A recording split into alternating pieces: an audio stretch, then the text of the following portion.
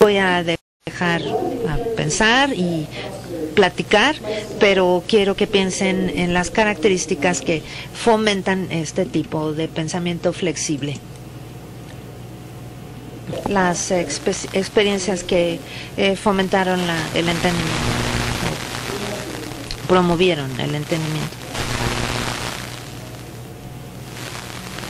¿Usted? Sí.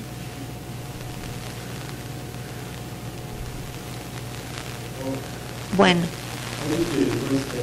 creo que el primer paso es, hay que analizar lo que estás tratando de entender. Bueno, entonces, cosas que entienda bien, bueno, construcción. Entonces es analizar. ¿Me quiere decir qué significa eso? En arquitectura, lo primero es entender las partes que componen un proceso para entender las relaciones entre esos elementos. Entonces tiene que aprender sobre su campo y sobre cómo esos conceptos distintos encajan unos con otros, ¿sí? ¿Cómo lo hace? ¿Cómo llega a eso? Bueno, hay dos formas.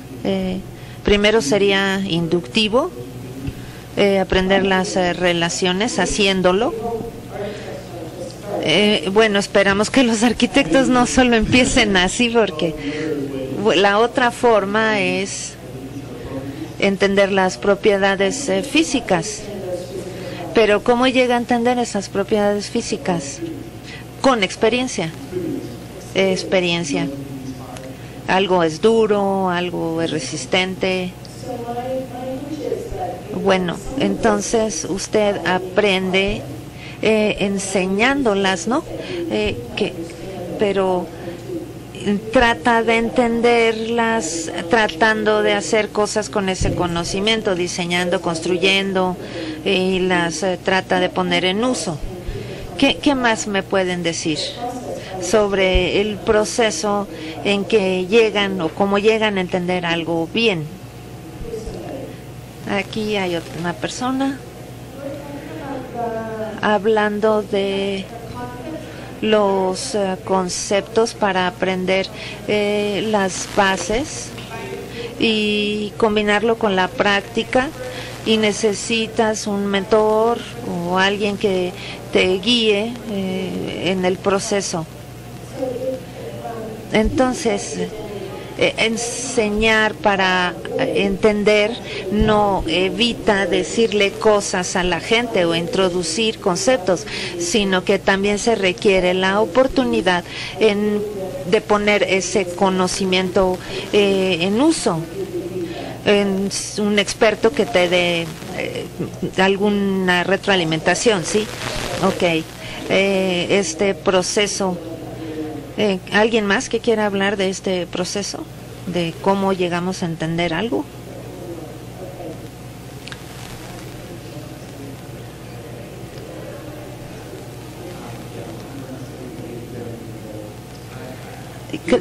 Estábamos hablando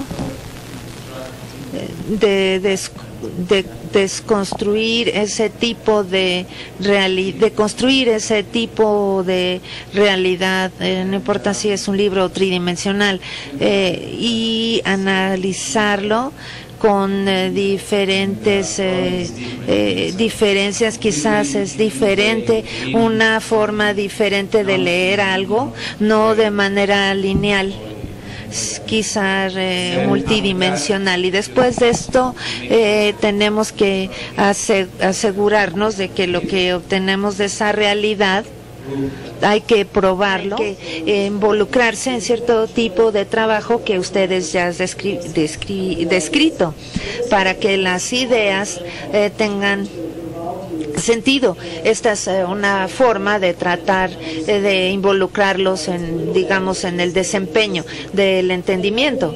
Pero otra razón por la que pasé hice este proceso con ustedes es por lo que pueden hacer con muchos educadores. No requiere tecnología ni tiempo, pero les puede dar acceso a su propia experiencia, que les recuerda que sí saben enseñar cómo entender, sino que a veces lo que pasa es que no se les enseñó a enseñar de otro modo. Es muy consistente con las características de la enseñanza efectiva.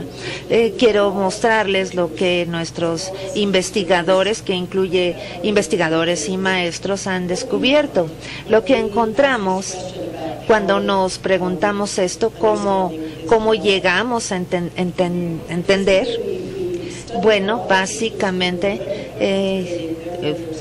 vimos que muchos maestros lo que hacen es involucrar sus estudiantes en muchas experiencias. También nosotros fuimos estudiantes y hay que desarrollar y demostrar el conocimiento para ponerlo en práctica.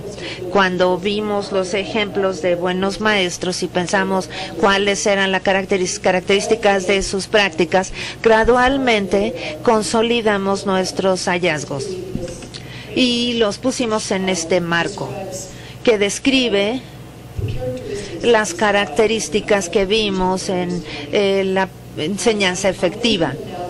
Las voy a mencionar porque creo que nos van a ayudar a saber qué necesitamos hacer para aprovechar las tecnologías en red del siglo XX y mejorar nuestras vidas si trabajas. Bueno, primero es que organizan de lo que hablen mediante temas generadores. Están conectados a la vida e intereses de los estudiantes, y estas encontraron una forma, así encontraron una forma de generar preguntas, no solo respuestas.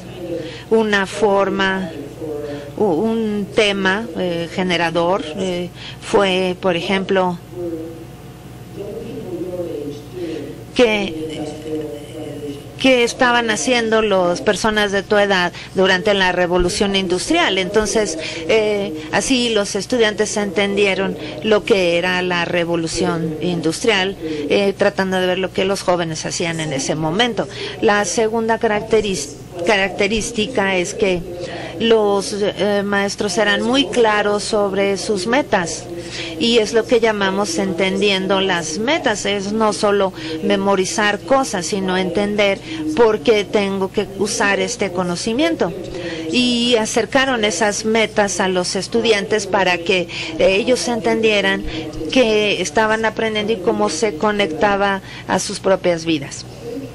Una tercera característica es que los maestros que son buenos incluyen muchas oportunidades para que los estudiantes desempeñen su entendimiento, haciendo proyectos reales o resolviendo problemas. Entonces, es entender las características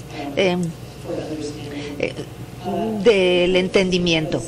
La otra característica es que crearon oportunidades para que los estudiantes tuvieran retroalimentación de su trabajo, de los coaches. Uno aprende por medio de la práctica y por alguien que nos da retroalimentación.